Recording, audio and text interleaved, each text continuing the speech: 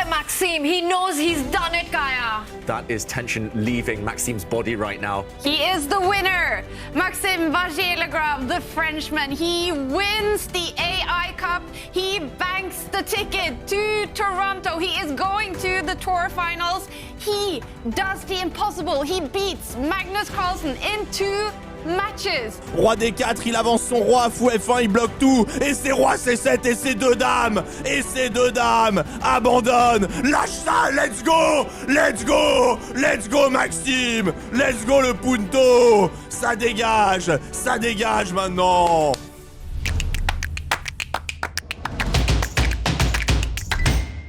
All right, special podcast episode from Toronto, Canada. It's the end of the Champions Chess Tour. Unfortunately, both of you are eliminated, but that does allow us to have a very special guest with us today. We have the Frenchman with 3 names, Maxime Vachier-Lagrave, joining us. Maxime, welcome to the podcast. Nice to be here. Pleasure to have you on the podcast. I know I have good company on that seat. Yeah, thank you. Yes, we've had some interesting names for sure. But obviously you're one of, I think, the 7th highest rated player in history, if I'm not mistaken. A very rarefied 2800 club, for sure. So it's always a pleasure. But it's getting tougher now to get in there. It's definitely tougher right now, but welcome to the show. Tell us a bit about this tournament. Let's start with that. Champions Chess Tour just finished. Well, actually, the semifinals just finished. The finals start today. Tell us a bit about your experience. I mean, the experience in itself was very nice. My play was nothing short of horrifying. Like I've had problems with consistency since COVID in terms of playing well and sometimes very well in tournaments, actually winning a few events. Like, I don't know, but like I think I win at the same weight events compared to before COVID. But when I do badly, I don't do average or mediocre. I can do shameful. And this time was shameful. And the result in itself, it can happen. It was a lot of Armageddon losses. But the way it happened, the way some of my games went, the blunders I was making, the oversights, it was really not up to my standards. I'm actually kind of curious about your opinion, both of your opinions on the format. Let's start with you, Fabi. We were asked, interesting format, we were asked right? this yesterday together, by Eric Altebest. Mm-hmm. And he was just curious. Because I guess they're planning to most likely change them in next year. Well, they're going to change the preliminary, but maybe also the final stuff. It could be, and I've actually been asked the same question by Michael today. I think the format is nice. It's nice to have a round robin. It's nice to have matches because then you don't have draws. So this part is good. The survival stage I like. And I think every tournament should end with a playoff. It might be a controversial take, but for instance, for World Rapid and Blitz, I would very much like to see top 4 go to semi-final finals. I think that would be a great addition. So with that in mind, I think the format in itself is great. I do think it was a little bit exhausting for the players because there were so many games. We counted that you could play up to 53 games. Yeah, in a matter of 8 days. So it's a lot of games. Yeah, rapid games. They're all rapid games. Yeah. So we were thinking with Fabi that maybe 15 minutes is too slow for such an amount of games. So maybe 10, or Michael suggested me maybe today 12 minutes, something like this could. And also the Armageddon could go to 10. Yeah, the Armageddon. Rather than 15 Every days. game would go to 10 basis time. And I think it would work quite well because also, I know there were pauses during broadcast that were sometimes a bit long, especially for the audience.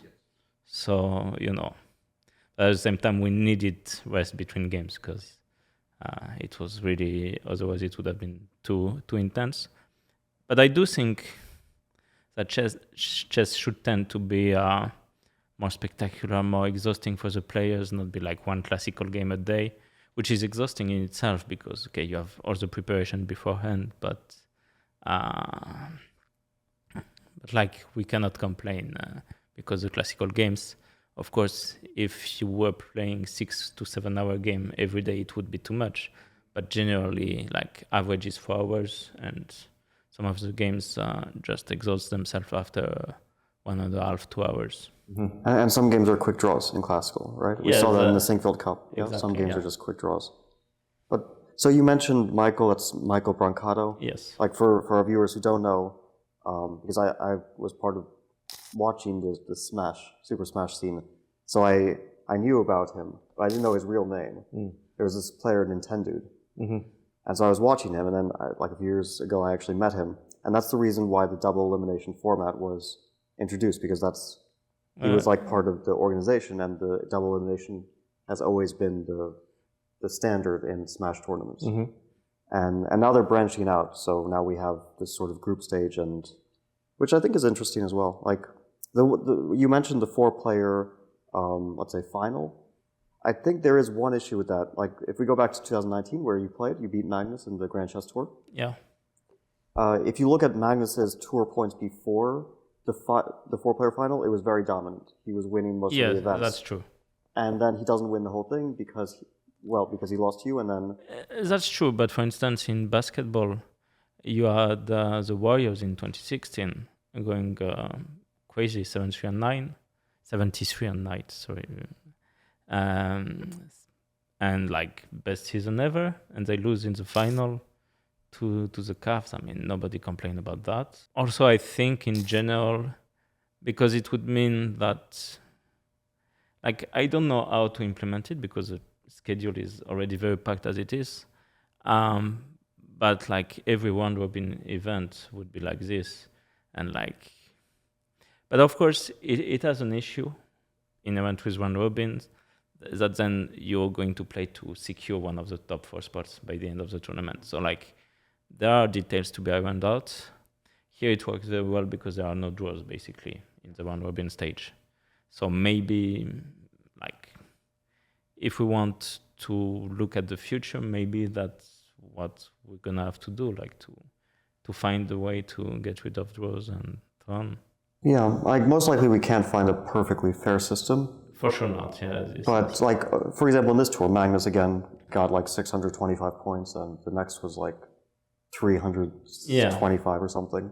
And like, imagine if I'd won 2 Armageddon games instead of losing them, he would be knocked out, and it wouldn't. Most people would think this doesn't seem very fair. Like he just managed to lose. Like he did everything better, and then he lost 2 Armageddon games. And then I understand that. It's true, but it's part of the uncertainty of yeah. sports, and also like it's not like Magnus hasn't been on the other side of this. Like sometimes it would just be very clutch. Yeah. At the right moment. So. I mean, the underdog has to have a chance to win as well. And you made a very good point with the Warriors being completely dominant in the regular play. Yeah, and I'm sure that's not the only example. It's just one example that but came it's a to good my one, mind. Right? Because then they got to the finals. They were the clear favorites, and then they lost. Right? So it can happen, and it should happen. It just adds to the excitement of sports in general, and we should have that as in chess as well. And I really like the part of the format where everybody's fighting for something, even until the last moment. Like even Hikaru. Exactly. He was 1 out of six, yeah. right? And then he still had a great chance. So he actually made it to the survival. He was even, let's say, a favorite at some point to get to the semifinal. Exactly. Yeah. Right? Because he's objectively, I mean, it's very close with Noterbeck. Noterbeck is super strong, but we would still probably give Hikaru the statistical edge if we had to, right? For sure, yeah. Maybe not on current form at this tournament, but still. Not in general. And this could be an anomaly, right? Because, okay, let's say Lazovic was expected to score somewhere around there, but Alireza having 1 out of 6 was kind of an anomaly, right? Going into the final round. It was an anomaly, but the field was very strong. So, like, of course, you have... No, Alireza was 2 out of 6 but he was playing Magnus. With me and Hikaru. I mean, we were not really expected to be there, But at the same time, the field was very tough, so like it can happen. I mean, someone really strong had to go out at the earliest stage. Yes. Like, okay, everyone expected Dennis to go out at the earliest stage, with all due respect to him, but still people kind of expected it. But someone else who was like a top Yeah, and he put up great fights, but still, yeah, it and was he didn't expected. he didn't play badly at all. He won a match.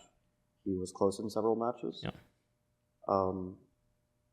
But yeah, someone who's a top tier grandmaster had to go out. Yes. There was no way around that.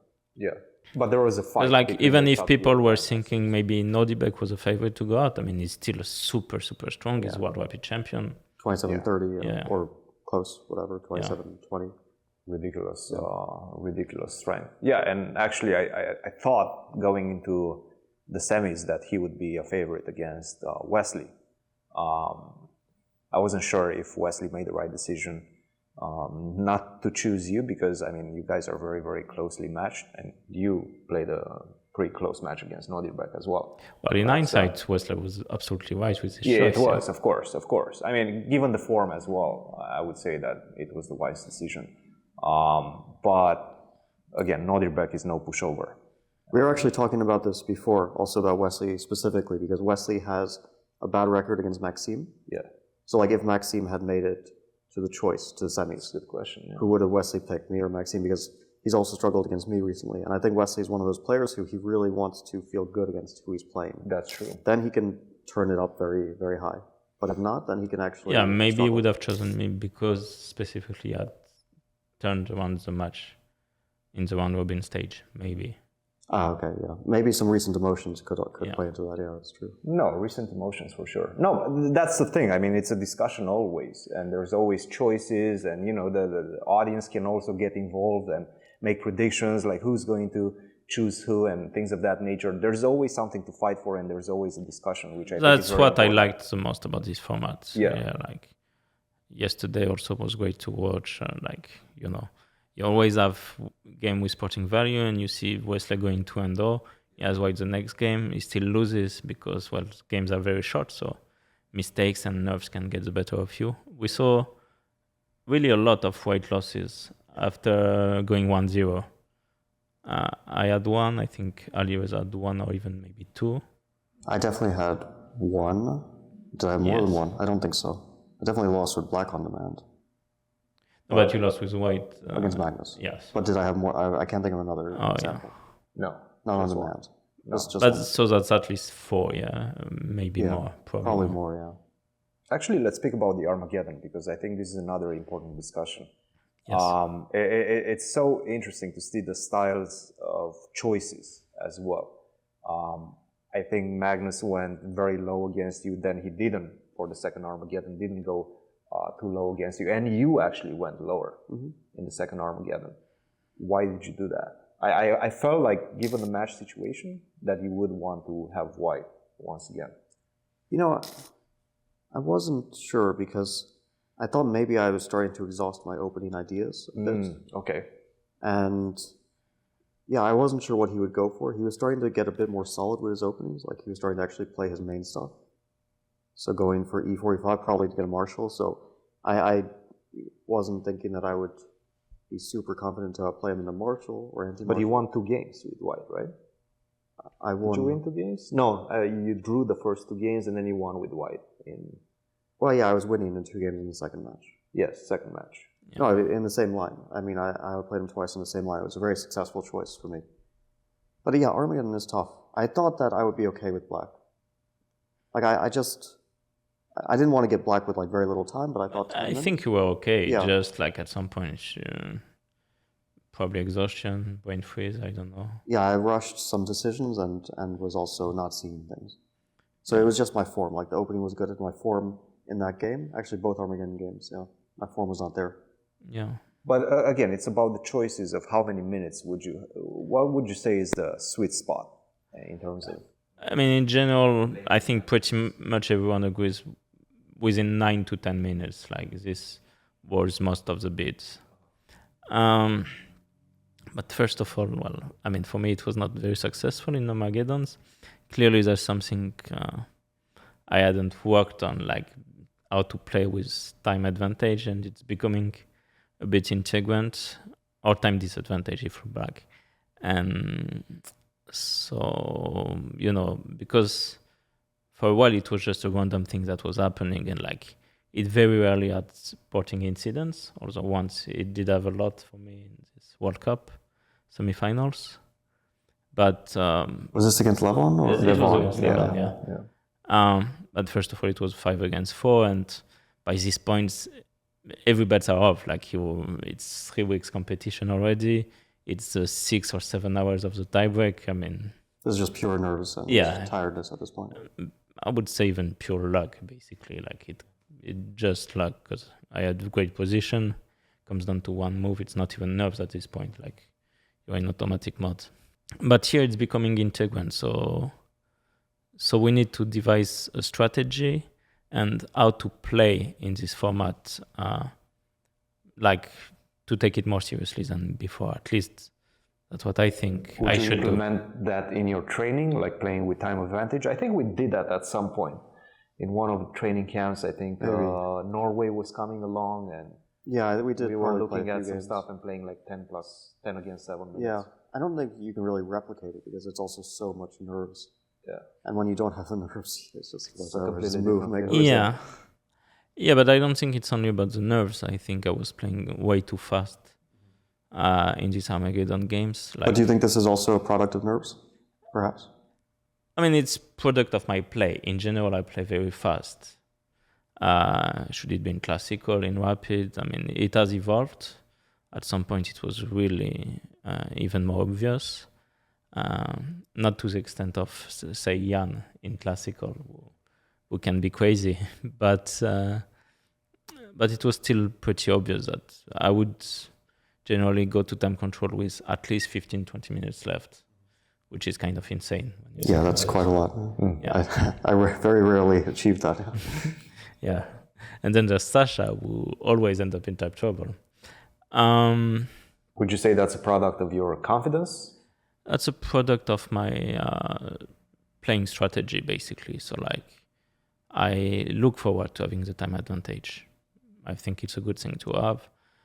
And as long as it is not at all costs, at the cost of overlooking things in the positions, which did happen to me sometimes, did happen to Jan even more frequently, because he was doing it even a bit more extremely. Like, he calmed down, like, recently, but like... You had a famous game against him. Yeah. Where by like move 10 with white, he had lost a piece. I mean, it's maybe move 15. In classical? Yeah, in classical. In Sinquefield Cup? In Sinquefield Cup. And like leading tournament, right? No, he was playing his preparation, and, it just ends by force in a draw. At some point, he plays one very random move, but this one just loses by force. Like, it's not a piece, but it's a huge pawn, let's say. Very interesting, very interesting. And he had 1 hour 30 on the clock.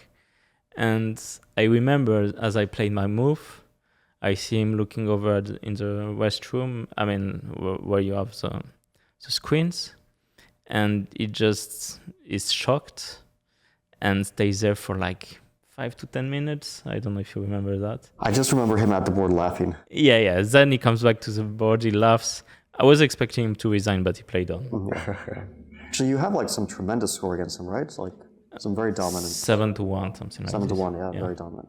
Like, I noticed that you have quite dominant scores against some players. Well, for me, it's like pretty uniform. I'd have pretty close scores. Obviously, against Magnus, not a good score, but against everyone else, like pretty close scores. But it's who else do? Also Wesley, right? You have a very good score. Wesley and Dink to some extent. Well, yeah, and I have very bad records against some players. Like Magnus is one.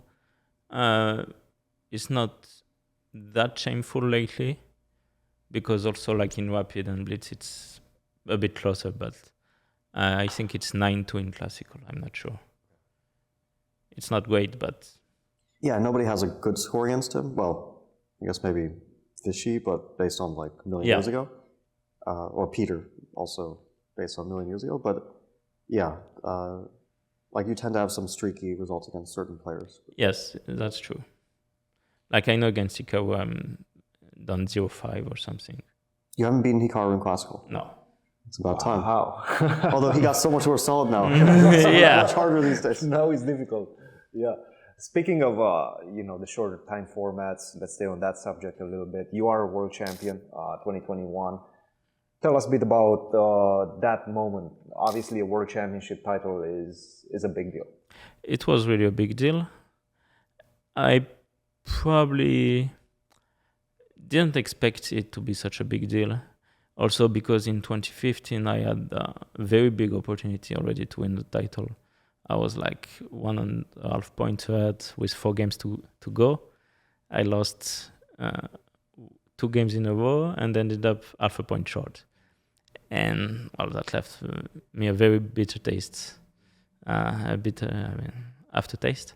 But then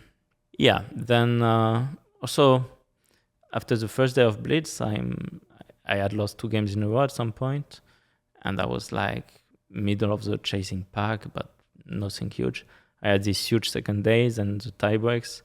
Well, then again, like it's something a bit crazy when you think about it, that after all these years, after all these times where we've had tiebreak issues, that we still go down to this 3 players being tied, and you have a tiebreaks for 2 players only. You have Alireza being left out. I mean, and it was not the first occurrence of this. I remember this. Yeah. Yeah, because you were on the wrong side of this in the rapid. Yeah. I was on the wrong side in the rapid. It was a 4-way tie. Magnus was also on the wrong side. Yeah. And Noterbeck and Nepo played the tiebreak match. So, like, this tiebreak issue has been going on for 5 to 10 years. So what's the best solution for this? It's very hard to say. Like, especially 3 players tiebreak is not so easy. 4 players is easy. Like, the best I can think of is one of the reasons I want to go playoffs, like 4 players go to playoff. Because, well, then, of course, you still have to incentivize being in the top 2, let's say. No, also you have to figure out a way to determine this 3rd and 4th spot, because sometimes there will be a massive tie. Yeah, imagine 3 people on like 9.5. But then, what I mean is you get one special day to figure all this out, because especially both in Rapid and Blitz, it should be possible to devise a system where, you create some knockout matches for players tied, especially. Okay. But then you'll have like multiple like imagine there's 3 players on 9.5 in Rapid, and then there's like 8 players on 9 points. Yeah. Well, then 8 players on 9 points will play a knockout to determine the spot. And then another knockout with 4 players. It's tough, but this, especially in Rapid, it's really tough. Isn't there something better than this? There should be. Like, it's just pretty random, and I haven't thought the details too much at this point. Playing, let's say, an extra day. Extra day would be necessary for sure. Extra day, and just take the top, 12, let's say, no matter what. But again, you're going to have this We're tie. going to choose some tiebreaks. What about 13 through 16? We're going to choose some tiebreaks. You can decide to say top 8, and if you do it very randomly, like you use good old tiebreaks, because if you finish shared 8th, it's not the same as if you finish shared 1st at the same time. Like, you're left out, but it's. But if this 8th place who ends up winning the whole thing, then it does start to feel that way, right? Yeah, but then again, it's the same in like in every sport. Like, you have the regular season, and then at the end of the day, you can be tied for some spot, and you don't get in. I still rather do top 4, because at least that feels a bit less random than top 8, and because top 8 you're going to have some tie. People are going to be left out based on random tie breaks. Top 4, it's less likely that this will happen. Yeah. But it's not because it's less likely that it won't happen. So we got lost in the we're getting a bit lost in this discussion. But I think it's a very interesting one, because I do think it's part of the future of chess. I mean, round robins or like Swiss tournaments are very nice, but I think it's just extra sweet to have this semi-final and finals at the end. And also, like, okay, in Blitz it cannot happen, but in Rapid you can easily imagine a scenario where 5 players share the first place at the end, and then to have an inclusive tiebreaks of all 5 players is borderline impossible if it's at the end of a day of You would long. need another round robin, and then to Yeah, eliminate, let's say, but remember that in the Rapid World Championship, we play maybe only we play 4 games in the last day. 4-5-4, which is 4-5-4. okay. Five games is absolutely insane, but 4 games, it's like it lasts at least 5 hours. You need another day. There's no other way. Yeah, you need another day. So, keeping on this discussion a bit, do you think that classical chess is going to be phased out somewhat, or even completely at some point? I do think so. I mean, to some extent, I do like Magnus' suggestion of 2 games a day. Which Like time control? 45 minutes or something like that, yeah? Like, I thought about it. 45 plus 30 cannot work because you easily have games that last 120 moves.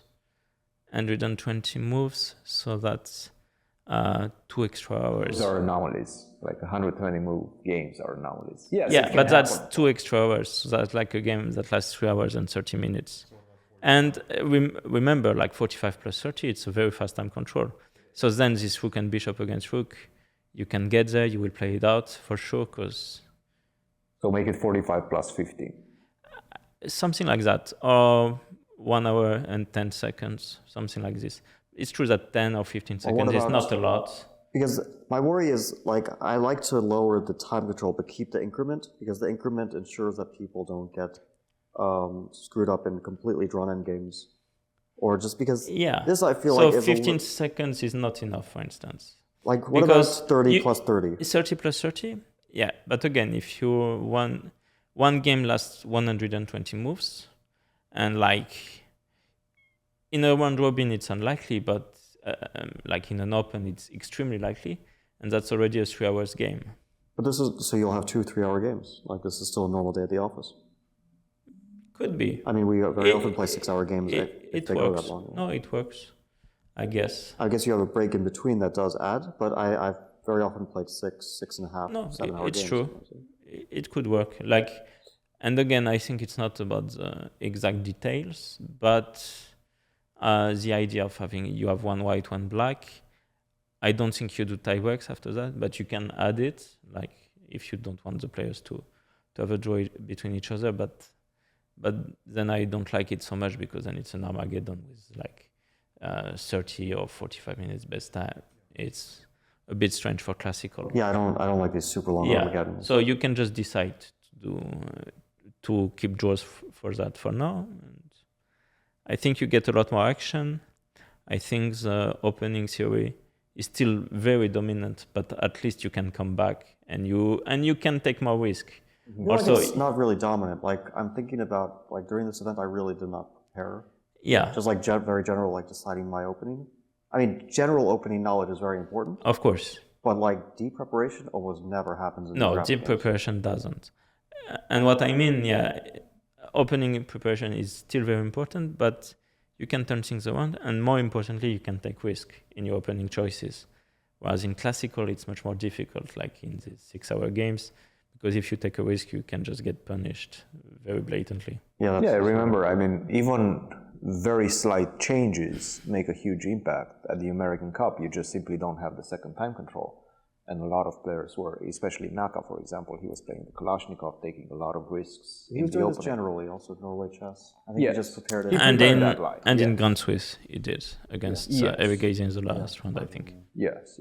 But again, it does feel like even with very, very slight, minute details being changed, a lot of players will consider taking more risks for sure. So, but again, let's go back to your World Championship title. How did life change for you at that point in time? Because you said it was a big deal. It was. You did not expect it to be such a big deal. Yeah, we got lost in thought, but it was really a big deal. I mean, it was on major media outlets. We got with Alireza to meet the Prime Minister of France, for instance. Alireza was already Yeah. switching federations. Oh, At that for a point, long he time. already Yeah, switched. it was even because he switched federations, I think, even before he got naturalized as a French citizen, but that was July of 2021. He had played for us brilliantly in the European Team Championship. Yeah, where he got 2800. That's where, Yeah. And that tiebreak match I had with Jan Christoph was also extremely interesting, and like for one of the first time in my life, I mean not the only one of course, but I had the feeling that nothing could disturb me during gameplay, and like there were like quite a lot of spectators, but I was not noticing them, and only at the end when there was the applause. You were kind of in the zone, in the flow. Yeah, I was in the flow, and I think you can notice it from the footage. Yes. That's actually one thing that I've noticed with you. Even this tournament against Hikaru, you always seem very much focused on the game itself. Like, you can spot this type of details in all the players that at some point maybe they miss something, or at some point they get distracted by something. You always seems to be like, only focused on It's not always the case, and also sometimes it's just an impression I leave. I tend to keep a very good poker face at the chessboard in general. Like I reviewed the footage where, like, for instance, the Armageddon game against Wesley, where he was like debating, maybe a bit trolling over where to put his queen. Sometimes it could be just a one-move blunder, and I remained completely like unfazed. Yeah, I'm terrible at this. Like if my opponents want to make a blunder, I in blitz, like very often just giving it away. I'm terrible at this everywhere else. Like in poker, I'm absolutely terrible at keeping a poker face, but in chess it works out. Like unless I'm completely winning or completely lost. The worst poker face is Hikaru. No, but the thing is, like, Hikaru, I don't know how much is acting. Okay, he definitely... He's a showman also, yeah. Well, Yeah, but it dates from well before his streaming days, like back in 2009, 2010. He was already doing this. So I think it's part of his character.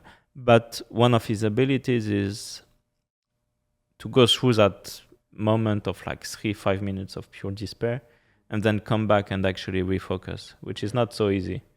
Yeah, he does go through despair. I think it's maybe a bit distracting. Like I was really trying not to get distracted when this Armageddon game. Luckily, I didn't even have to like think about the position. It was so winning, but he was really like just almost throwing himself in the chair. And Pure laughing and just But remember that game against against Norwegian that we were watching on the footage, and Hikaru was like not knowing what to. I think that's genuine. I think that's genuine. Yeah. He has these moments of panic. Yeah. Because he's trying to like search for any chance, but sometimes there is no chance. Yeah. I have to say, Magnus curses in Norwegian. He does. Yes. Okay. And I've started to notice it a lot more recently. Okay, this match, like at least 5 games, I noticed it. Wow. Usually when it's completely hopeless. When there's still some hope, he's like focused. But he was like cursing in that 4th game. Fear is very... Fear? Yeah, it's a very popular word for him. I don't even like hear the words that he said. Yeah. No, because he did that in 2015 in this World Blitz Championship. Against you, yeah? Not against me, against Shuki, Yeah, but I was playing and I heard it, and it was a bit... This time I didn't remain unfazed. I mean, somehow the emotions are much more pronounced, in rapid and blitz games than in classical, obviously. It's true. I don't know, everything goes by so much faster, there's so much more tension in those and also there's no time like to react, so like, because probably in classical you would just end up calling the arbiter. Like after, maybe not the first time, but second or third time, I feel like I would just... I mean, if I'm not in time trouble and it's completely winning, I'll just like get up and go, like, you can suffer if you want. Yeah, but imagine, because you're the direct competitor, but if like other players might get bothered by this. The worst I've seen for that was Wesley and Leinier in 2017. They were playing a match, and like they just kept escalating, banging the clock. I remember at some point Wesley was just like both hands on each side of the table and just banging the clock. And I think it was just nerves. Like there's no blame on him, but it was really distracting. Well, one of them bled on the clock. Like there was Yeah, this they were famous actually- photo they were of actually bleeding. having blood on the clock. I don't know who Oh, it was, yeah, yeah, but one yeah. of them bled on the clock. But it was like impossible to concentrate. Yeah. Just like the most incessant banging for a long time. Yeah. Yeah, Wesley's. I complained about Wesley to the arbiter once because I think in Leuven, he was like, it was my time trouble. He has a minute and he's banging the clock, and I'm sure it's nerves or whatever, but still, it's like it's my time trouble. Yeah. You can't do this. I mean, I have 5 seconds. You have a minute. And you just can't do this. Yeah. It's true. Pretty much against the rules. Yeah. Yeah. People definitely get their emotions up in this fast, which I understand. I also. Yeah, also I know that because in some events we had heart rate monitors, and Wesley's heart rate goes through the roof even in classical game, like 150, 160. Well, you played the Armageddon, right? Armageddon Yeah, yeah. series. I was watching this, which is very entertaining. And I noticed the heart rates of all the players. So I can tell you who is staying more or less low heart rate and who is going crazy. Shanklin? Shanky is he's okay. Stable, right? He's Yeah. more or less around 100. Richie surprisingly was going very high. He's like 180, like Yeah. it's like running, But sprinting. no surprise that Mickey was like, Yeah, very calm. yeah. And Mickey Adams, right? Mickey Or- was good. Yeah, Mickey Mickey Adams. Adams? Mickey Yeah. Adams. I was going 110, 120, if I He remember. was stable, yeah, more or less Yeah. normal. That's very good. Yeah. I think, yeah, Shanklin was one of the best. I think Andrew Tang was normal, fine. He was doing fine. Yeah, the most notable were Wesley and Richie just going like through the roof, 160, Yeah. 170 in critical. Especially Richie, I was surprised because Wesley, we know about his nerves sometimes, especially in rapid time controls. Richie just seems unbothered in general. He gets nervous during games. I can tell. It's true. Yeah. Well, I also, mean- it might be about physical shape. And I don't know how much is No, just natural. I don't think this is done to physical shape. I think this is done to nerves and maybe sometimes, I wouldn't say motivation, but like at least getting this sense of importance to the game. Like, because I felt like, for instance, my heart rate in some of the games, for instance, my Armageddon game with Wesley, was going much higher than, I didn't have a heart rate monitor to confirm, but I'm pretty sure I was going 130, 140 there. Yeah, this makes sense. Like if you're attacked by a wild animal, you're going to sense the urgency. yes, you will. If you're going to, if you really care about the game, then you're going to sense the urgency. Yeah, If you don't care because so much, you might be less Armageddon was a bit special because we were playing 20 minutes a day. Yeah. So I mean, at least I was not like entering with the sense of urgency. I was like, you know, let's play some games of chess. It is quite important. It is quite a lot of money we're playing for. But you don't have the build-up. You don't have the excitement going in. Yeah, I enjoyed watching this format, but it was short. It was just too short. It was a bit too short, but it was very nice, of course, for the players. But yeah, I do think it's not intense enough for a sporting event. Like maybe this Champion Chess Tour Finals was a bit too intense, but I'd rather have it too intense than not intense enough. Well, it's all about the length of the broadcast, and I think this is probably what they wanted with that shorter format. It's like 2 hours of play, right? Yeah, of course. Which is a normal game of whatever, like basketball. No, I do football. think short format is the way to go, and that's also one of the reasons I do think that classical games should be divided into 5, 6 hours, 7 hours of play is That's just impossible to put on unwatchable, TV. like- Yeah, it's I mean- unwatchable. Yeah. I mean, the only exception I know to that was Game 6. In general, the World Championship will get the numbers. But yeah, Game 6 No, but especially. it gets the numbers, but people are not gonna be watching for the whole 6 hours. But at least because there was all that drama in Game 6 and it was the turning point of the match, people there was some build up to it, like by the end of the game. But sometimes, yeah, it's just 6 hours and nothing, yeah. yeah, nothing really happens. You made a good point that at one moment you mentioned the 2015 World Rapid and Blitz where you were ahead 1.5 points going into the Final Four, but you failed in that one. That leaves a scar in your memory. You said that. How do you block those type of thoughts, those type of emotions as you go into those final few games in 2021 World Championship? Were you thinking about that? Were those the emotions and so when it comes to coming Blitz, I'm a firm believer that you can sense if you're gonna have a good day or a bad day from the beginning of the day, from the first 1 or 2 games. So of course it has its drawbacks. For instance, in the last Rapid and Blitz, where on the first day of Blitz I was feeling very well, very confident. Then second day, already as the first 2 games were finished, I had lost both. I knew it was going to be a very tough day.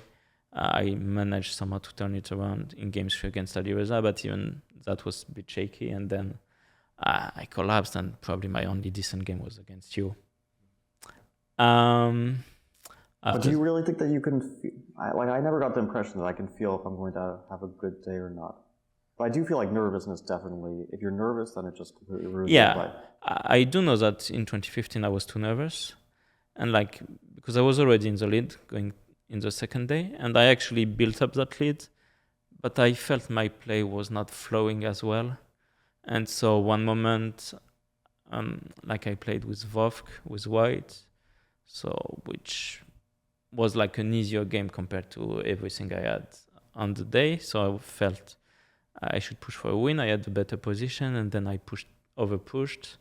I made some mistakes and lost, and then I was already derailed. In Warsaw in 2021, on the contrary, the second day. First of all, we got this delay of 1 hour with COVID.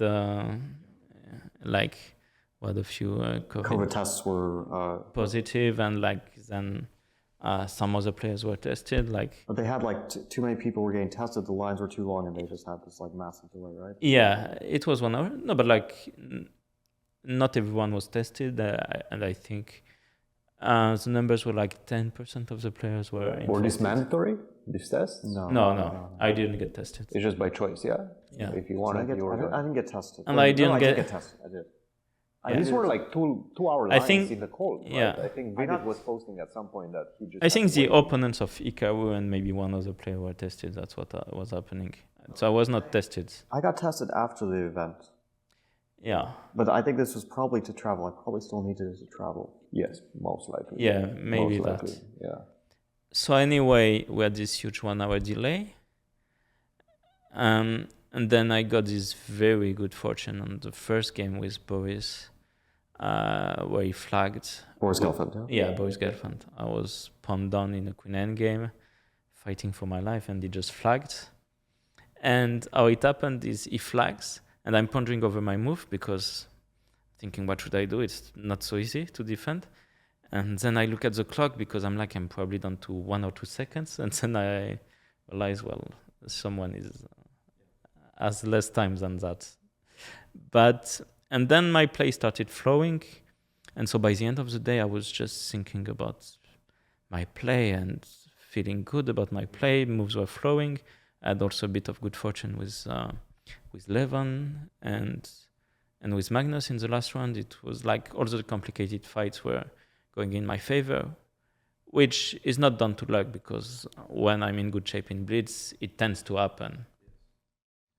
But still, it was a very good feeling. And for instance, when Magnus is at his best level, it's also complicated fights tend to turn in his favor as well. Yeah, some are almost a bit unbelievable, like this game against Richie that he played. Oh, this is, of course, it's unbelievable. Yeah. You would think it's impossible, and no matter how good you are or how bad you are, there's nothing you can do in this situation.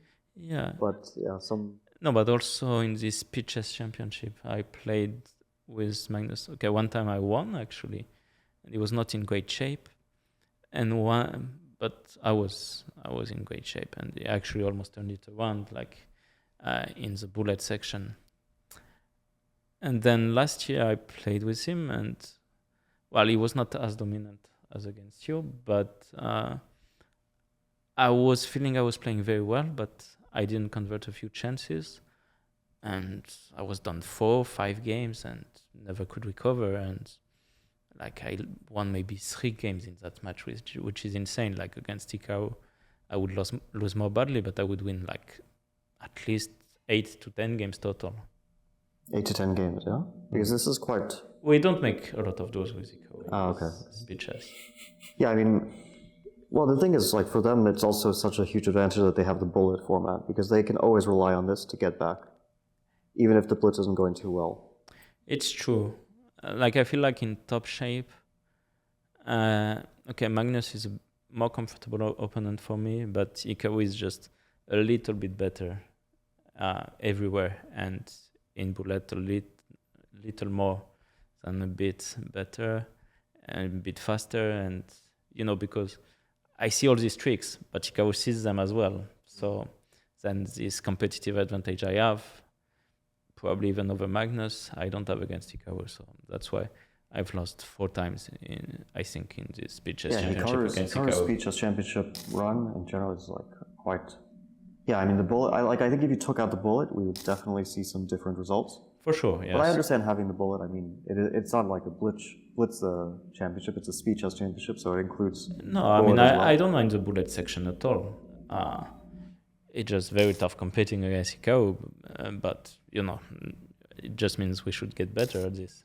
Would you consider yourself, not necessarily, obviously you're good, but which one is better? Your online speed chess or your over-the-board speed chess? Because normally I would have said over the boards, but recently I've been very I've liked consistency a lot over the boards. So right now I would say online. You feel pretty good about your online, yeah? I mean, it's the weirdest things. I won 5 title Tuesday this year. That's good. That's interesting, man. very interesting. We demand examination. We have a good friend. I won 3 in a row. It was absolutely insane. Are you the only one who? Sorry. No, I'm not the only one who won 3 in a row. Or? I don't think so. And also, it was not really 3 in a row I played. So because I had not skipped. 3 in a row. 3 in a row that you played yourself. Okay. Yeah, still pretty good. Yeah, no, that's quite remarkable. Were you playing a lot when you were a kid, or when did you start playing? I was playing quite a lot on ICC, but I didn't have internet at home until I was 15 or 16. Really? Wow. Yes, my parents were like, it will distract you. In hindsight, they were probably right. That's actually huge, because I remember having, and we're more or less the same age. You're in October 98, and I'm in January 91. And I remember growing up with internet and spending way too much time on Facebook chats and AOS but Facebook chats, I mean, I already had internet at that moment, because Facebook, I mean, it was created in 2004, but it became a thing in Europe in 2008, more or less. So I got my Facebook account in 2008. So, and then I was wasting time. But I was already in uni, so anyway, and I was studying math, but that also included computer lessons. So I was always on the computer anyway already. Okay. Most of my time was wasted on ICC. Yes. Yes. So we played a lot on ICC. We played a lot Adaptation, yeah. Yeah, and Leon Beast, yeah. No, Mateus back then in ICC on ICC. Mateus. Yeah. Okay. I remember we played a lot of Bullet, which I think you were heavily the favorite in. And I don't know if we played much Blitz. By the end, I was playing mostly 1-0 and 3-0 pools. The pools, I think it's a great stuff, the pools. Yeah, it should be more like that on Chess.com, I think. I mean, you can go inside the waiting list or whatever. But it's not the same because you can abort the games on Chess.com. The thing with the pool is that you're not expected to get a rematch. You just keep clicking for the pool, so you always get a different opponent. Yes. Which is actually more fun than getting the same opponent for me personally. Yeah, I think it was very, very intense. And it was just, I remember this 1-0 bullet pool. Hikaru was completely dominant. He had high scores of 3,050 or maybe 3,100. And I was close to second with 2850. But I remember that at first I was only playing with touchpad. So my touchpad was remarkably good for me to manage to get to 2820 maybe. That sounds absolutely painful. Yeah, and I was like, I'm doing good. I don't see what the mouse will bring me. And then one time I bought a mouse, I started playing and I felt, this is going to be much easier.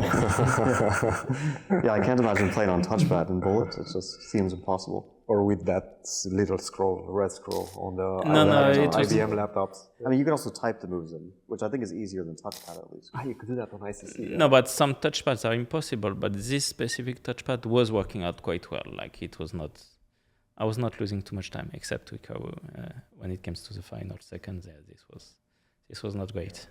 Yeah.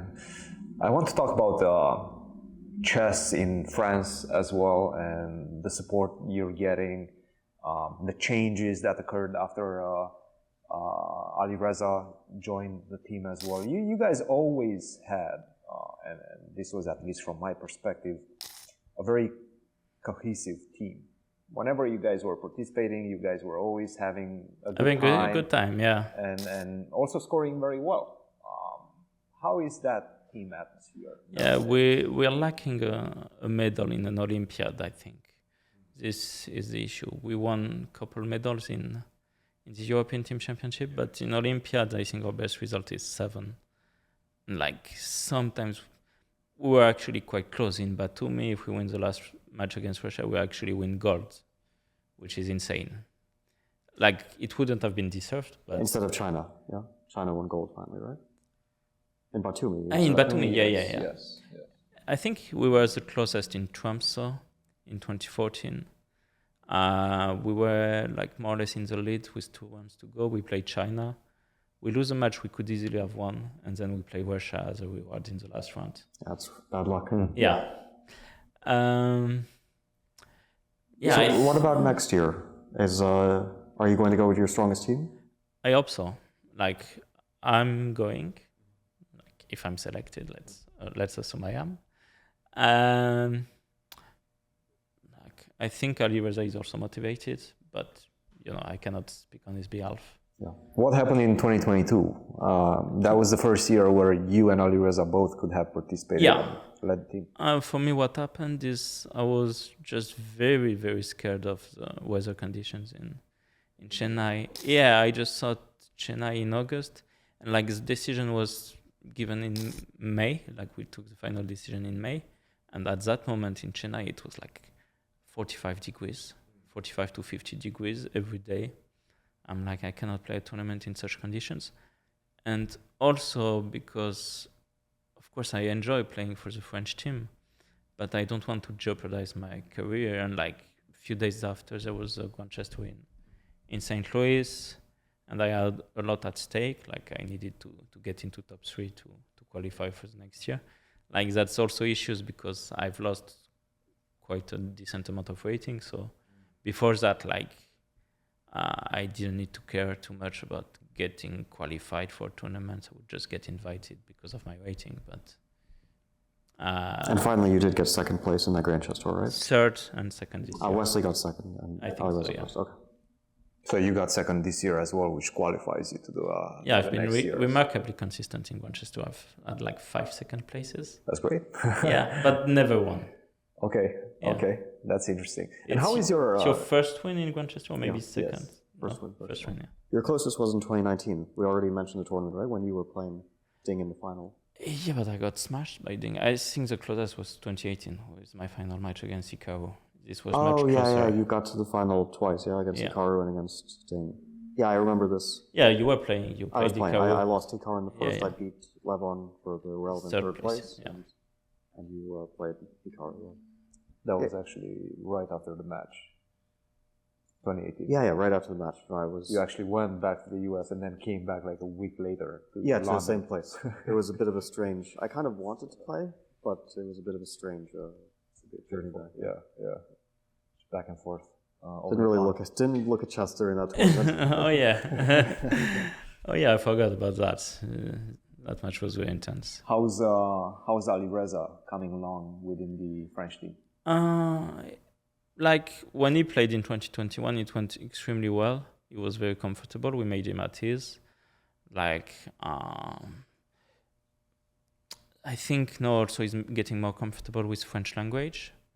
So the problem I have with Alireza is that for like the past 4 years, I've been speaking only in English with him. So it's very hard to switch back to another language.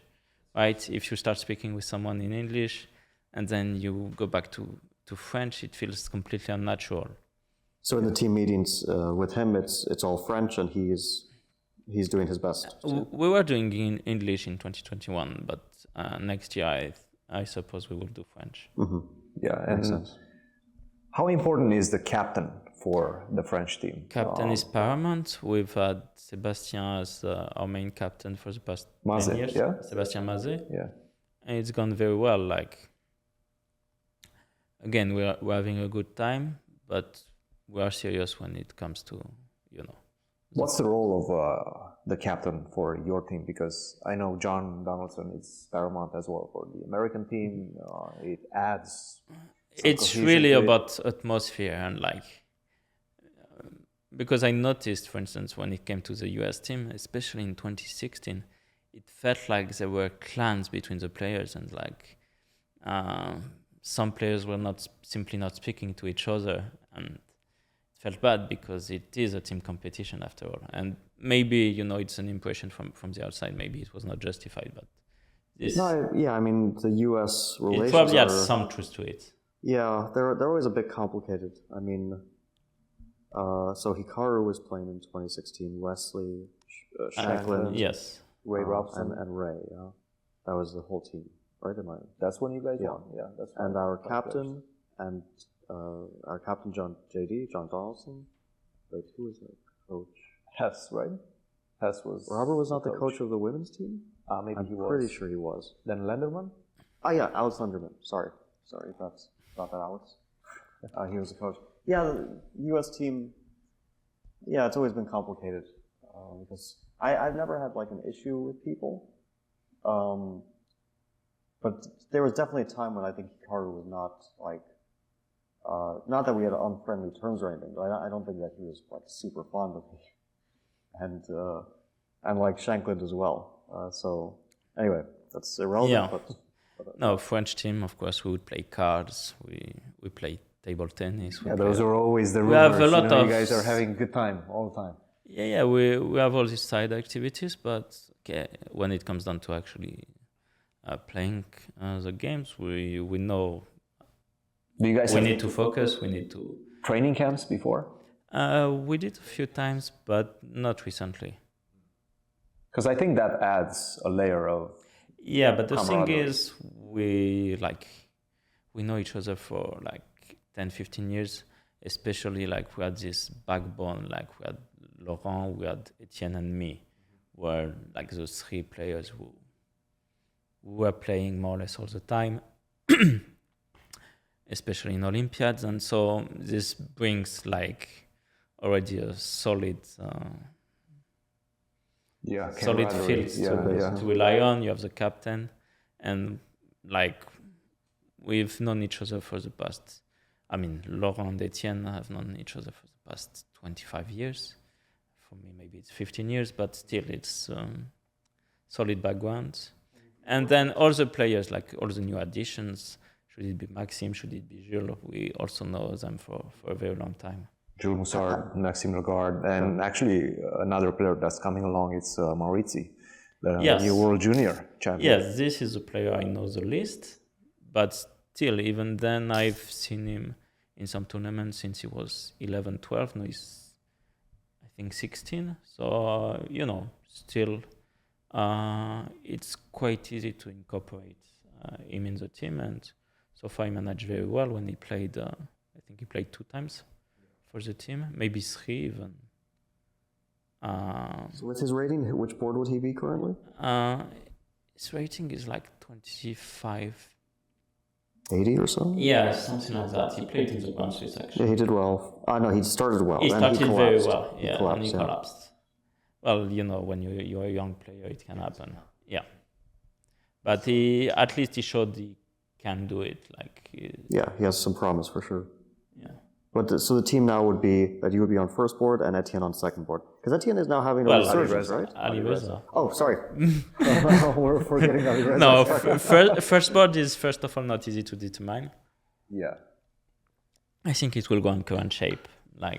We'll see how it goes beginning of 2024. Because if I do well, if Alireza does well, is good, of course, and if one of us doesn't do well.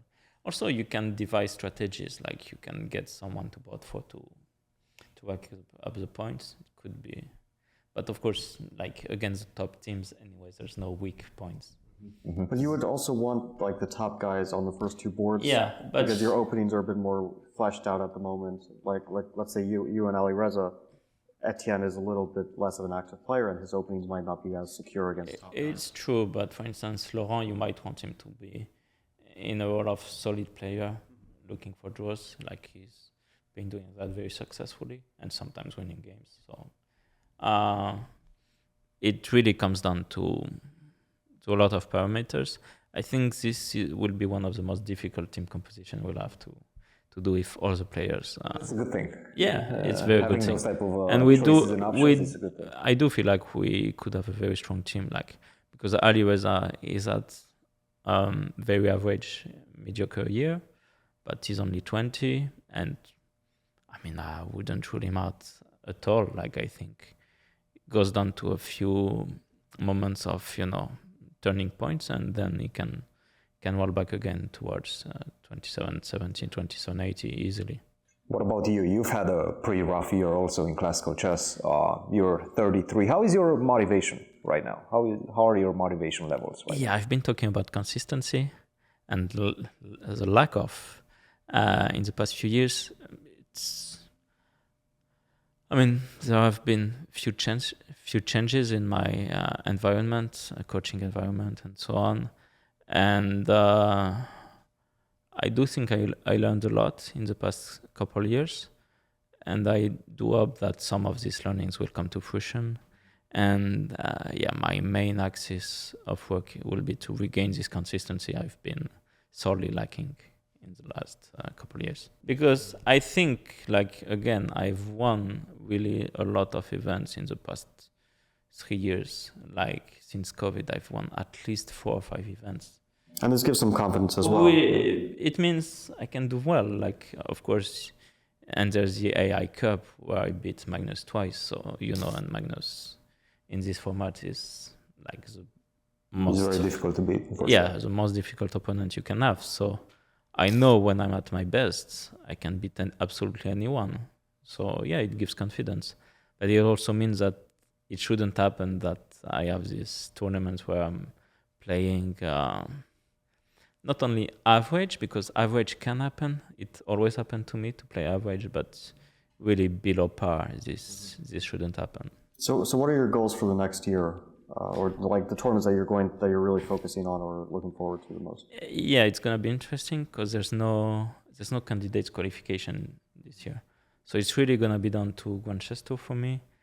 Probably some rapid events, because I do believe the trend is going for rapids.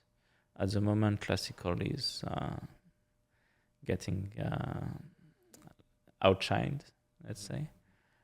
And if we're talking numericals, I would hope to be back to top 10 in classical, between 5 and 10, let's say. I think better than top 5 will be difficult, but 5 to 10 would be good.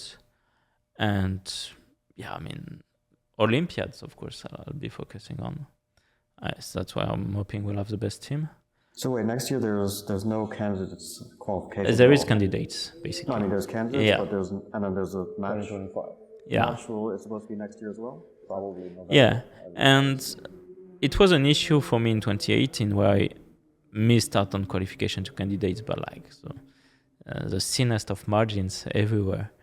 That there was no candidates events, so I was lacking motivation because I had a very exhausting year in 2017. So 2018, I was just relying on basically my knowledge of 2017, and it worked out quite well. But then 2018-19 was tough. Because you worked less during the last year. Yeah, and then 2019 I was working a lot, but then the last few months were crazy. I played 5 out of the last 6 months, and all very important events. The Grand Chess Tour that we mentioned. Grand Chess Tour, but then there was the FIDE Grand Prix, there was the FIDE World Cup. I didn't play the Grand Prix because it was 1 week after the World Cup where I played this match for 3rd place, which didn't make But any finally, you did qualify for the candidates. Yeah, well, it was insane, yeah. Which I think people viewed as sort of like jest in a way, even though it was by the most unusual way, right? Yeah. But because you were very, very close in every possible format that you eventually got in. Yeah, at least it was not like... I think I was first reserve in basically every other format, so it couldn't be like someone else replacing. Was that considered the wild card Vachier. at that point? Vachier Was it considered the wild card or like a Kirill replacement? Alexenko was the What wild card. Who? Kirill Alexenko. Okay, Alexenko. Yeah. So the wild card was going to be Russian no matter what. Right. But the qualification to be a wild card, you had to be eligible, was that you had to get top 3. He got somewhere somewhere. or yeah, it was not even about the rating already. Like No, it wasn't that. So he got third third in Grand Swiss. In Grand Swiss. So he got the wild card. And then you got in because Timur Rajabov pulled out of the event. And I was first reserved by rating. Yeah, so by rating. Okay, Yeah. so it was. And you were leading for most of the event. So how do you actually? I thought this was always very interesting because you were leading, beating Nepo halfway through when they cut it off halfway. Like, how do you view this tournament, both parts, and also the decision to actually cut it in half? The decision didn't shock me because back then we had a lot of uncertainties. Like, it was clear it would be tough to even go back to France or for you to the US if we didn't stop the tournament. Like, clearly borders were simply closing. And I didn't even envision myself spending 2 months in Russia. So, it was uncertain times. We didn't know the extent of COVID. We didn't know, when we first heard about COVID, like in January, like we were in Gibraltar, some guys were freaking out because there were some Chinese players playing there. I was like, okay, guys, relax. Well, then a few months later, I was not relaxing. Then I was maybe relaxing a bit more. But, I mean, still, COVID proved to be pretty serious. We had to do a lot of things to get it constricted a bit. It took some time. It took some reevaluation because, well, the death rate and so on, like, it was not always certain of what it was going to be. So, I mean, the decision to stop the tournament is normal. I don't think it broke me, but it did help Nepo in hindsight. Like, of course, he was getting a bit under the weather. He had lost this critical game with me. If he had drawn it, then basically tournament would have been more or less over. Like,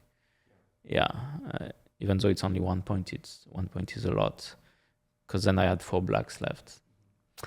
I feel like this was a very critical, for him, because he was definitely not in the right state of mind after this. Definitely not. And I don't know about your state of mind, but it must have been relatively positive. Yeah, I mean, for me, it was all positive. So I learned I was going to play. I was in vacations in the US in February. I come back, I'm on my flight from New York to Paris. I arrive. Then I'm in the taxi and I get this message from Emil Sutovsky, which tells me, well, it's not official yet, but you might get in. At first I thought it meant that Ding was not going to make it because China had all these really big protective measures, but turns out it was not Ding. And like he confirmed to me the day after. So basically I think I arrived on the 4th or 5th of March. So in the matter of 1 day, okay, I had warned Etienne, of course, my manager, and everybody to get the visas if it comes down to this, to check the flights, to know when I would arrive and so on, and what I would do in terms of preparation as well, because, well, this was not planned out and the tournament was starting 2 weeks later. And I thrive on urgency. Like, I don't think it's a good thing necessarily, but sometimes when you need to put yourself in emergency mode, suddenly I was in, like, it was 6-7 hours of day of chess, and then going to get the visa, and then getting my flight, playing some training games. And And also in terms of opening, it all turned out perfectly because I had some odds, of course, but everything that we were looking at and ended up matching, and we had this. And then because Jan had played the French, we could spend the rest of the day looking at the French. It was not even the initial plan to play e4, but we had one rest day, so French was good news. Your openings went very, also against Grishuk in the Berlin endgame. I was kind of surprised because you had so little time to prepare, but then when you came there, you were putting pressure with white. This was earlier, So you had some reserve ideas that were also... Yeah. Well, on Berlin endgame especially, because back then I was the only one playing it with white, so of course I was out preparing a lot of players. Also because they were lacking the experience from the black side. Because nobody plays against them. Yeah. And then the second half, probably we had these moments in September. They were telling us it might resume in November and so on. So it was. First they told us Georgia. Yeah. Was that they wanted us to go not to a capital city in Georgia, but to some resort in the mountains. Yeah. In the middle of nowhere. It was some weird preliminary ideas, and finally they put us in the same place. Yeah. And so it was very on and off, and in terms of preparation, it kind of disrupted me. I was still very serious, of course, about my chess, but it just didn't pan out. But it could definitely have a few critical moments when it went wrong, of course, against you. Yeah, I think this was obviously a very important game. Yeah, for you. and I did everything right for a while until I didn't. Yeah. And then this end game, I could have held it as well, but I could definitely have lost it, and I ended up losing it. And then I think the last draw was against Sasha, where we were going full-blooded fight. And at some point, I have more or less a guaranteed draw, but I'm still going for it because I know I need a win. Oh, this was the knight c3, b3, d4 line. Yeah. e4, c5, knight c3, d6, d4. Yeah, that's a crazy game. I was didn't understand a single thing that was happening when you were playing. I mean, I was actually pretty close to lost at some point, but then I came back. And at this moment, I started playing for a win and it didn't pan out. And then I won 2 games in the last 3, but it was too late. Jan had built it up his lead and he lost the last game. So it shows the margin, because I'm sure that if he needs to draw, he will be more focused for sure. Maybe he loses, but not in the way he did. Yeah, the last game was for him not very relevant. That's true. And also, Anish was ahead of me before the last game and he lost it. To Grishuk? No, to Kirill. Wait, when did he lose to Grishuk? That wasn't the last, that was before the last game? Yeah. Okay, yeah. Against Kirill, it was this 4-knight Sicilian with e6, which is very topical now. And I think Anish played a3 and got outplayed more or less.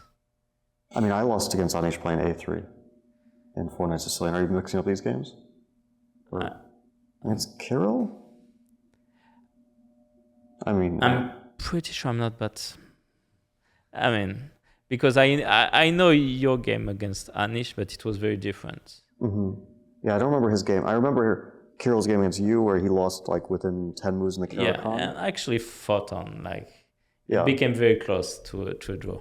But I thought at the end of this tournament, it was just getting a bit random. And we had one guy who was who didn't know why he was playing there. Yeah, he just didn't want to be there. Well, it's a good thing is after that he was broken, but he got back to spirits later on.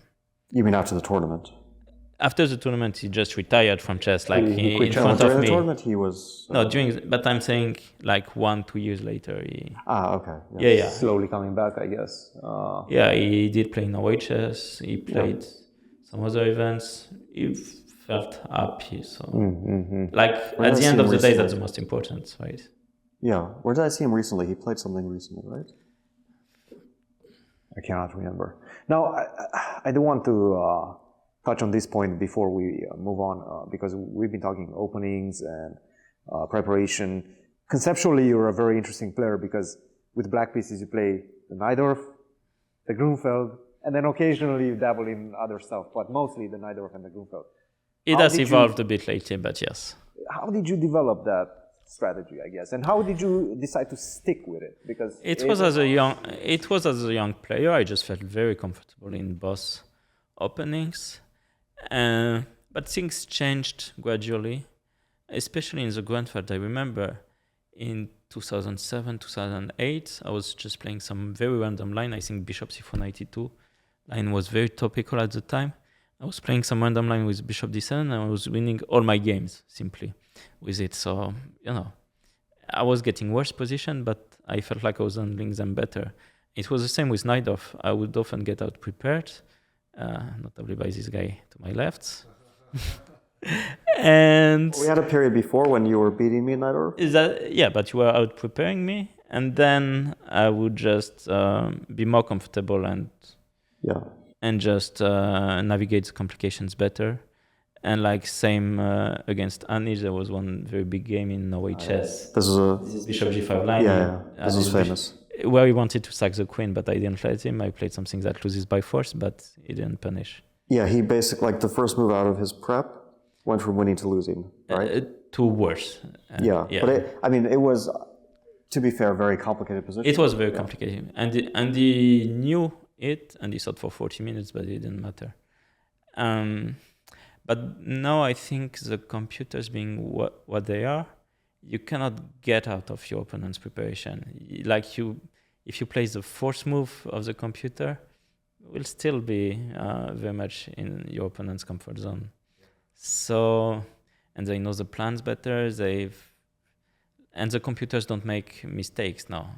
Back even in 2016, they were making mistakes. They can prepare deeper, faster also. And faster. They can cover much more ground much faster nowadays. And pick some subline and sometimes pick some main lines. So that means that I had to, out of necessity, and also because the main lines changed, which means that especially in Grunfeld, my comfort zone was not the same in some lines than in the main ones back 15 years ago.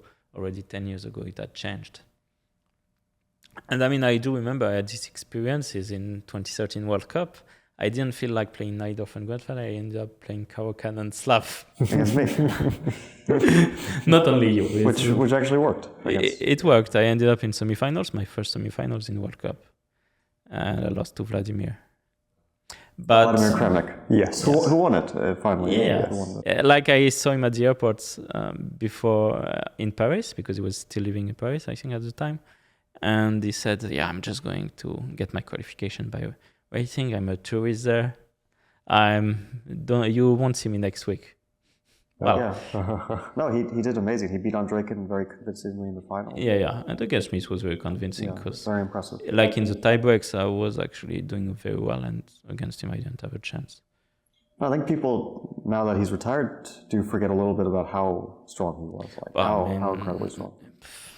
He got third in... No, the problem is we get the instant time judgment. Yeah. This is the issue now, that basically people's attention span in chess is really like the last week, maybe even the last game. Yeah, maybe let's say the last 3 months, but you don't think about what a player has achieved over the past few years. And like when we talk about Vladimir over the past 20, 25 years. I don't think it's only in chess. It's not only in chess. In life in general. I think it's a social media thing, I think, because you get so much more attention on what is currently happening, and you don't get to have time to ponder over it. This week's news cycle, basically. And it's not something I enjoy so much. Like, I think there should be time to reflect on things. Should it be your chess? Should it be on the current news? And to just let it grow on you, to let you think about it, to let you think about what it means, to let you think about what you should do because long term is still much better than very short term. Like you want to do something that is right for you in the long term, not... Speaking of this long-term time frames that you're very much pointing out, you're also one of the few top players that finished a degree. You have a math degree. When did you finish that? At what age did you finish that? 2010. We were talking about that with Fabi. I said my memories of my math studies are fading very much now. I was 20. 20 when you finished it? Yeah. So you started very early on? 17. Yeah. 17, wow. Yeah. Precocious, very precocious. There's been a lot of mathematics talk in the chess world. Yes. We don't have to get into that. Yeah. That's a good segue. No, I'll just say this. When it comes to statistics, I wouldn't touch them with a pole because it's so difficult. And like, it's not even that it's really difficult. It's just so easy to make mistakes because of some implied things that you forget. So yeah, I would leave that to seasoned mathematicians. And I think even they make mistakes sometimes.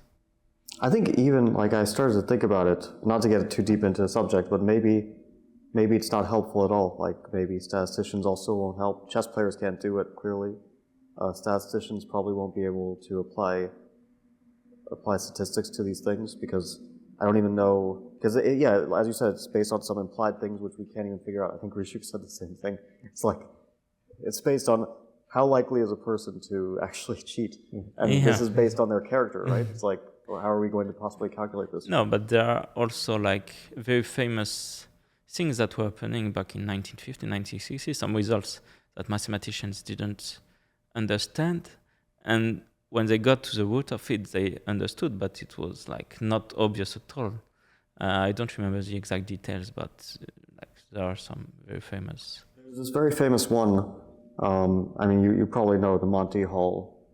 Yeah, but this is kind of easy. Yeah, like when you have 3 doors. Yeah. Yeah, but this, like, I don't know which year it was, but there was this woman who's probably still alive, Marilyn Vos-Savant. Yeah. And she was like writing a column in some newspaper, which I don't remember, where people would ask questions and she would answer them. And someone posed this question, like you have 3 doors, behind 2 is nothing or whatever, like a goat, and behind 1 is like a lot of money. And there's a game show host that says pick a door. So you pick a door, and then before the game show host opens this door, the game show host, who knows where everything is, opens another door, not the one that you picked. And behind it is nothing. And says, okay, now would you like me to open the door you picked, or do you want to change your choice?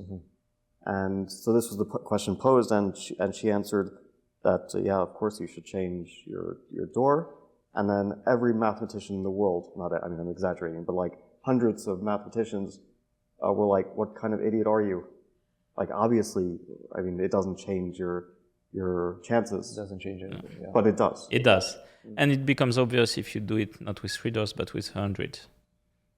Like, you have 1 car and 99 goats, let's say. So you remove 98 doors that are goats. And now you definitely want to change the door because you get so much more information. Yeah, it's based on, maybe it's like a misunderstanding. No, it's based on the fact that basically, if you choose the right door to begin with, then you lose. But if you choose the wrong door to begin with, then by changing you win. So you get 2 chances out of 3 instead of 1 out of 3. If you go to 100 doors, then the chance you pick the right door is 1 out of 100. And then if you do the change while you had the card to begin with, you lose. But in the other 99 cases, you choose a goat, then 98 goats get removed, but it doesn't matter because, by changing, you will get the car. So that's that. How would you say going through university, going through that experience changed your perspective of everything, including I think chess? it was very good for me because, first of all, I didn't want to be fully immersed into the chess world, being only talking with chess people. Not that it's great, but you get certain perspectives when you go out in other areas, and I think it did change me a bit. And I didn't want to focus like 6-7 hours of chess every day. This I didn't want to do at the time. I probably still don't want to do, like, not every day at least. So yeah, and I enjoy math. Like I definitely will turn math into a hobby once I'm retired. You like it, you enjoy it. Yeah. Did it make your decision to pursue chess as a career easier or harder? I think by the end of my 3 years licence, as we call it in French, I was pretty sure I would go into chess, try my luck. I had done 2700. I just won the World Junior Championship. You know, I mean, if I'm not trying it out, then who will? So. Which junior championship are you talking about? Are you talking about 2010 Argentina? 2009, but yes, Argentina. 2009, that was Argentina, right? Yeah. I was there as well. Yeah. Probably the most fun event I've ever had, actually. Yeah, I ended up sharing a room with 2 other French players. I mean, with the coach and with the other French guy who was playing. That was a bit insane, but it worked out in the end. Yeah, I remember Yu Yang. And the coach was there. famously Arnaud Char. So Yeah. Maybe our viewers don't know who that is, but we have no idea. You don't know who Hashard is? I don't think so. Oh, well, this is the great 2010. Feller case. 2010 Olympiad Frantimansisk. Ah, okay. Yeah. So he This is was the the coach, captain. yeah? He's Yes. the captain. He was my coach, yeah. He was feeding them the moves, right? Well, it was, He the part three, of three the people. project. Yeah. The player, Feller, the captain, And somebody back home. and Marzolo, Yes. and who was giving the moves to Hashard, and they had some system where you stand behind a chair and it means I mean, something. we actually don't have confirmation of that. Like, we just know basically the text were being sent in. Someone was receiving them, probably Arnaud. Could also be Feller as well. You think he could have gotten it directly? Huh? It's not impossible, but of course, rules were at least some things changed. I don't think enough things changed in the chess world after that, but back then it was possible basically to bring your phone to the playing hall, which is insane. Did you feel something is wrong during I the didn't, Olympiad? and also before the last round, because the moment they realized, the French president of federation realized something was going on. I won't get into the details. It was by pure accident. They just went over the text message that were being sent through Marzolo. So they realized this before the last round, where the Wednesday before the last round.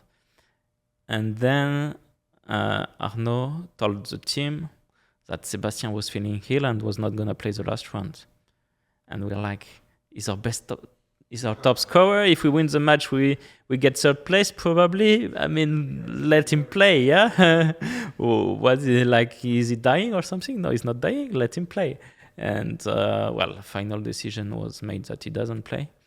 Okay, we were a bit shocked. Then 3 months later, the federation started talking to us because they didn't know how to handle this. First of all, they didn't want to make it public while in Russia. They were very concerned for actually their Safety, yeah. their safety there. So they decided to ponder things over in France, and that's when they were the players fought back. So they decided to actually claim they were not cheating and just threatened to sue. So. And Sounds familiar. No, but also, the legal proceedings lasted for almost 10 years. And there were some very, very unpleasant complications. For me, for instance, I got my luggage stolen in one of the tournaments. Yeah, I remember that story, actually. Because you were a witness. I was a witness. And it was right at the end of the French Championship. And then the very next day, I was going to the World Cup. And that's the moment when you lost your luggage. Lost. No, basically the information we got from the police is that one particular person got the, all-inclusive hotel pass, so from the reception, because they claimed they had lost their key, and the way it was working is they gave a key that could open all the doors. That sounds very sketchy. Yeah. France, good security. Well, Very sketchy. I don't How does think that work? Where do you get this full-on package? yeah, and then this door was this key was tested to open one door and then mine. So we know more or less who were the people involved in that. But yeah, then Did you receive any threats? no, at any like time, or- so. Then I just of course, I was motivated first, but it lasted 6 months, 1 year, and I didn't receive answers, and my play was deteriorating at a very rapid state. So I just thought, okay, I'll let it go because it's getting complicated, and I'll just focus on my chess, and it worked out in the end. Yeah. Well, I think that's more or less it. We've covered a lot of ground. We even talked about cheating in the past, cheating in the present. We didn't really touch too much on it. Yeah, I think that's good. About it, or No, I mean, in general, I don't think it should be about any particular players. I've covered this subject on Twitter, notably. I think we want chess to become chess tournaments to become a safe space for players, because not only do you do not want to have cheaters at your events, but also you do not want people who perform well to be immediately accused of cheating. Oh, And it happened very recently. Oh, yeah. Yeah. Oh, yeah. And you don't want people to be paranoid that they might be the subject of suspicion just because they're having good results. Yes, As well. and you do not want people to be paranoid because they think their opponent might be cheating. So, for instance, when in the World Cup there was no broadcast delay, I thought it was insane. I mean, it's not the one measure that will solve all problems, but it's one of the many that we need. Yeah. So broadcast delay, that's one of the things that I think right now we cannot allow spectators in events anymore. In the World Cup, there were spectators involved a lot. I don't think that's really possible. Not in the playing hall, at least. Yeah, they should have a spectator zone with TVs. Yeah. But that's going to be very tricky. I mean, take Grand Chess Tour, for example. During Poland, during Warsaw, you will always have, especially Rapid and Blitz, you will play in this big theater with a bunch of spectators. They could do it so that it's blacked out, though. Yeah. Somehow I that think has to be the case. But There are some possibilities, and they would get the interaction anyway at the end of the game, and they could have a spectator zone.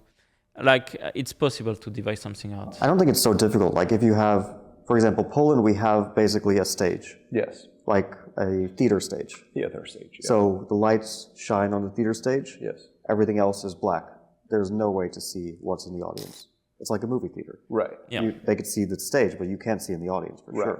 sure. It can be pitch black or it can be close to it. Maybe Not that's very difficult to maybe that's a implement. bad example. Yeah. But for example, in India, at the Olympiad, I've heard there were a lot of spectators. Okay, I don't think that what happened during the Olympiad in India should actually happen. I think that it was just very bad. I don't know if they could have made it better. I mean, I think they did their best, but the conditions were actually almost unplayable. Yeah, when I played in India this year, they had volunteers to actually separate the quad from the players.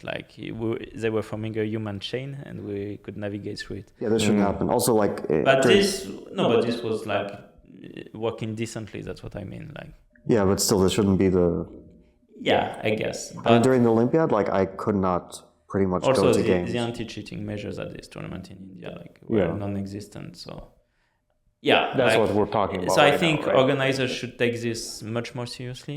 At least with Grand Chess Tour, they have been taking that into account. And of course, here I think this is the safest I felt. I think here on the Grand Chess Tour is more or less the same measures. They have the same scanner. Well, especially in the Single Cup. You're talking about the Grand Chess Tour in St. Singfield Cup, yes. All the St. Louis events have the same measures. Yeah, but for instance, in Europe, I don't think we have the same scanners. Not the same scanners. They need to invest in these scanners. I mean, they're expensive, but they're a good investment. Yeah. I mean, okay, 20 grand, I think, for a scanner. Yeah. Okay, it's expensive, but it's a good investment. It's a tax. And also it can work for all the events in Europe, so it's possible to do it. Yeah, I know that they had this for the World Cup, but they had non-linear junction scanners, which which if something conducts electricity, an electrical signal, then it detects that. I think. That's basically. I mean, that's what I've been told. But yeah, I don't know the details of it, but that's. So yeah, a combination of many things might at least make chess safer. And that's over the board. Online, I think it's pretty much impossible to guarantee. Barring a very, very powerful algorithm that will detect any cheating, but I don't think. If that could develop at some point. Yeah. No, I think they just need to mitigate. So just make it as difficult as possible. Yeah. Cameras. Yeah.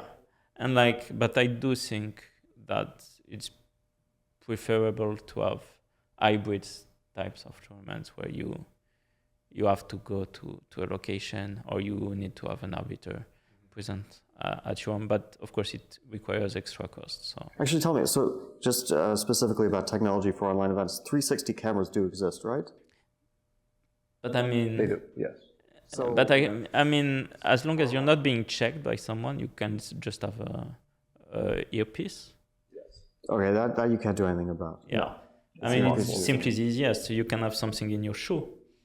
Yeah. I'm just talking about mitigation, like preventing the. Yeah, but easiest when methods. people decide to devise a system, you cannot actually do really anything. You have to involve algorithms at that point. Algorithm or physical presence. That's why. But But you cannot have physical It- presence with it's all the difficult. If tournaments, you right? combine players, you can. So Yeah. they would have to set up a location where players play for. And I mean, I do understand it requires a very costly investment. So it's not something probably that chess.com doesn't want to do if they don't feel it's absolutely necessary, basically. Because it's probably, we're talking millions probably. Or just difficult for the players. Like let's imagine Also that, difficult for the players. that of you have course. centralized locations where they have an arbiter. Okay, the arbiter is not going to. cause Yeah, but then it's very difficult for the players, Yeah. because you probably have one location in Europe, maybe between the US. something like this. Yeah. So players have to travel. Some will have to travel. And maybe between Asia. Yeah, it's Very difficult. yeah, because sometimes players were also playing these tournaments while playing their own tournament. Exactly. Yeah. That's the thing. Big investments from the organizer's perspective, but also from the player's perspective, which probably will limit. But at the same time, when you think about every other esport, they're playing these events from physical locations. So I think a good step in this direction is that we don't have 6 events for the Champion Chess Tour next year, but 4. So it's better to do less of them, but do them well. But then you're going to limit participation. Like you're not going to have the same numbers of players. I know. Like I played in this playing. Not events, everything's, right? not every played solution is from home. ideal, I know. Yeah. Yeah, it's about choices. And of course, again, cheating is very rampant. Yeah, I mean, we've had our own estimations of online cheating in Title Tuesdays. It's basically, and for me, when it comes to, let's say, the top 50, top 100 players, regulars in Title Tuesday, I would say, it's at the very least 30%, which is a lot. You believe 30% of the top 100 players in the world, or top 100 players in Title Tuesday? In Title Tuesday. Okay. Yeah. And that's online. And then over the board, again, I might be on the upper side of paranoia. I don't know, but I do think there are some ungodly things happening at some Over the board chess, sometimes, yeah. And also, it's a very difficult subject over the board because there's been very natural improvement because people have access to better hardware, to better software, to better information. And especially since COVID, they worked a lot more. So there's been natural improvement for a lot of players. But some things also do not feel very right. Yeah, so but it's just a feeling. I mean, I don't have time to do statistics or whatever to back things up. And again, even with statistics, I would use more than a grain of salt. Well, Maxime, if we don't cut it off right now, you're probably going to miss your flight. So yeah, we're gonna let you go. Thanks. It was a pleasure being here. Joining us for this. Yeah, I wanted to be on the pod, so it's There a you good go. thing it happened. We've made it happen. Yeah. Well, great having you, and have a safe flight. Yeah, thank you.